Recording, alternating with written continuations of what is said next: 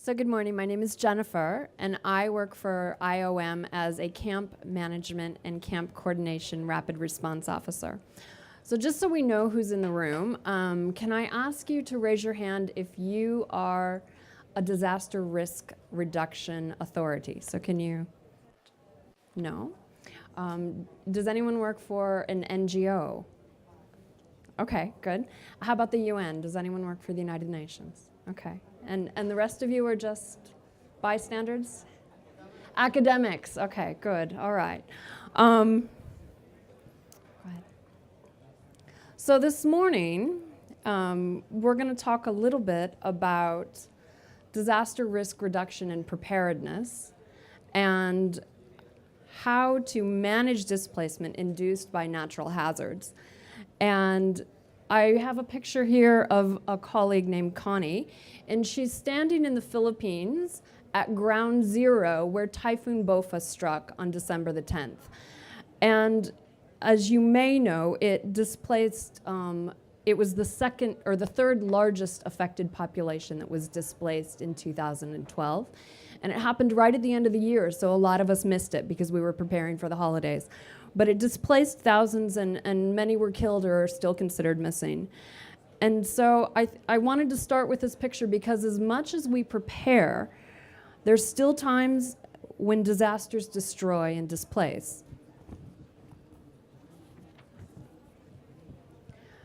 And with the ever increasing number of people being forced from their homes by natural disasters, it's really important for us to remember that as much as we prepare, we need to know and be informed as well as possible in advance.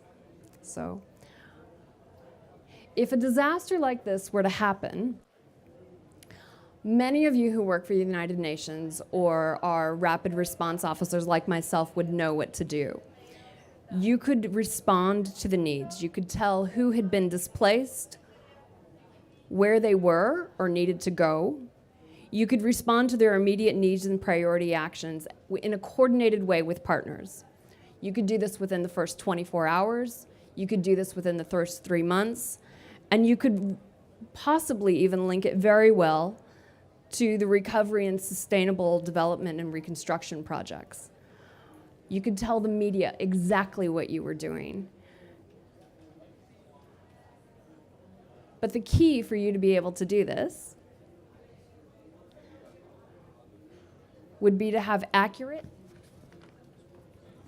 up-to-date, fast, reliable information. So preparedness is ineffective if it does not provide emergency data and communication structures. Data is the key to unlocking the door to preparedness. My presentation today highlights data collection and programs that strengthen preparedness and response mechanisms.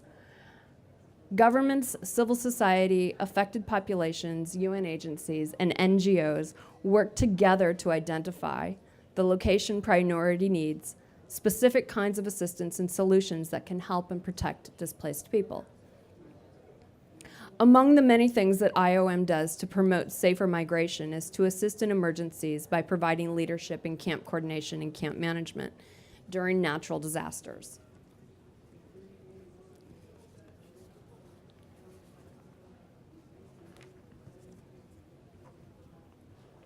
It's good to remind ourselves, though, that governments have the primary responsibility to protect displaced persons. So some of you may be asking, why are we talking about camp management and camp coordination in a disaster risk reduction platform? Actually, CCCM, camp management and camp coordination, is grounded in preparedness because working prior to displacement saves lives, reduces vulnerability, speeds return to normal life, and saves everyone, including IDPs, money. I've put up here the key messages about camp management and camp coordination, and I'd just like to say them again because it's important for us to hear them all. That camps are temporary. They're a place of last resort, a place to provide assistance and protection if no other options exist. That they're a way to manage that their way of being managed has a direct implication on the quality of lives and future sustainable solutions for IDPs. Camp coordination and camp management strives to improve conditions during displacement, to ensure protection and assistance, and to seek durable solutions to the end of camps and the phase out of them permanently. What is a camp, you may ask? Rarely is it a row of neat tents and blue skies with a nice fence around it. More and more, camps are community buildings like churches, gymnasiums, schools. They're spontaneous settlements, open spaces in cities where small groups of people are displaced over wide land.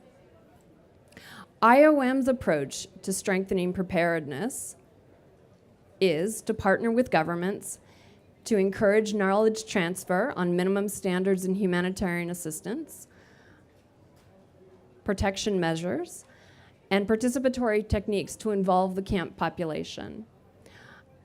Additionally, IOM has 2 other innovative tools called the Displacing Tracking Matrix and two-way communications with beneficiaries. We're going to show you some of our preparedness tools now.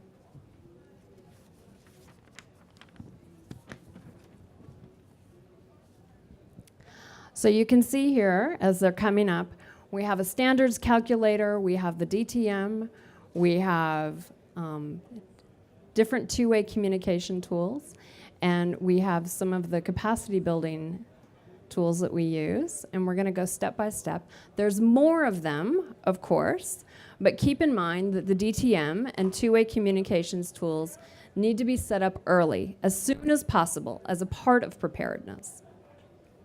So let's start with the one in the corner from Columbia. And this is one of the tools that we use in training, both at a community level and at a national level. And I'd like you to look at the pictures. Can we? Good. I'd like you to look at the pictures, the 2 that are in the corners, and tell me if you can find Waldo. Tell me if you can find, where is the camp manager in this picture?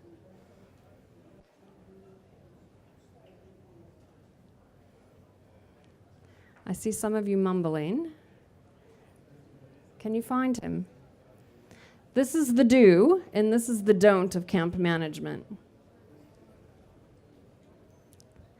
So you can see in the do, the top slide, the camp manager is the nice man with a clipboard and the easy identifiable vest. And in the don't, he's the man slouching in the chair. He looks slouching in the chair in the corner. He looks either asleep or perhaps inebriated in some way. So that would be a don't of camp management. But there's also protection messages here. There's lots and lots of different teachable things that become quite dynamic at a community level.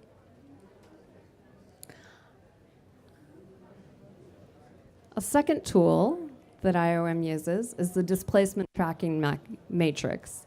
So the DTM is a way to strengthen preparedness, and it uses the latest technology. It uses an Android phone, which I'm sure all of you sitting here have, and it uses open source software and a field monitor. And that field monitor could be a social worker, that field monitor could be an NGO staff, that field monitor could be a displaced person herself living in the camp.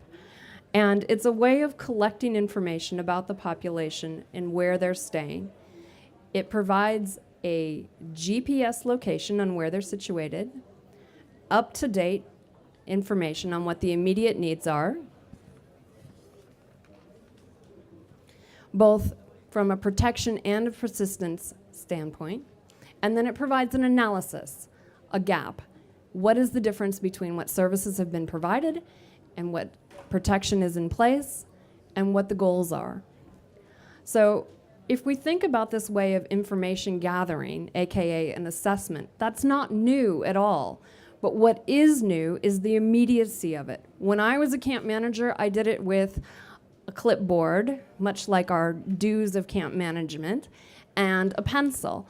But now that's instantaneously uploadable onto your phone or onto your laptop. And so the speed of it has changed everything. And it's the hallmark of communication that both government and other stakeholders are committed to providing. So let's look at a DTM from Haiti, which was one of the mega disasters in the last 5 years.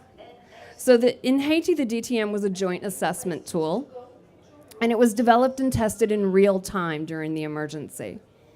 So if we look at the next slide, this is a map of actually where the IDPs are within the host community.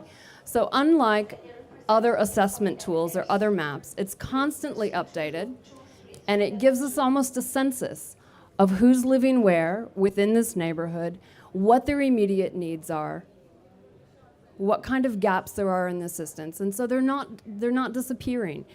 Depending on how frequently you conduct your assessment, you can update this information time and time and time again on a weekly basis, on a 3-day basis, or on a monthly basis as the needs change. So now let's go and look at Pakistan, which was another mega disaster, and these are pictures from 2011. And the DTM was used in a very similar way here with a mobile data device and transforming it into maps, and it's outlining sectoral changes and needs that change. So I know it's difficult to see from the slides, but this data that's uploaded here can be very easily used in preparedness. It can be a mapping for priority areas of evacuation. It can look at possible trends. It can look at where populations have been displaced in the past and may need to be displaced from in the future. It can tell you who's most vulnerable and perhaps would need assistance. Okay, and let's go to the final slide, which is an example from the Philippines. And I really like this because it shows exactly what it means to go paperless. It means reducing mistakes, increasing the speed, and significantly connecting field staff to decisions. So on this slide, you can see that this map was hosted at the Department for Social Welfare, who's our partner in the Philippines, and it highlights information about vulnerability. And so just if you can, I'm sorry, it's the next slide. Yeah, so it highlights information about vulnerability. And so this very, very, very high level of vulnerability. Can anybody read the category of what that is? No. It's breastfeeding. So I think that that's significant, and it shows the adaptability of the tool. So in summary, I wanted to point out again, this is the map that the IDMC report, which many of you have read, highlights about preparedness, and the DTM was one of the primary tools that helped them to formulate their report. But it shows that the strong evidence for rising disaster displacement trends, that 98% were related in 2012 to climate and weather. Governments have the primary protection responsibility of IDPs, but good preparedness means setting up things like a DTM, a two-way communication, and other preparedness measures within the community to ensure effective governmental protection and response. So if you'd like to talk about any of these issues further, myself and my colleagues will be at the back. Thank you.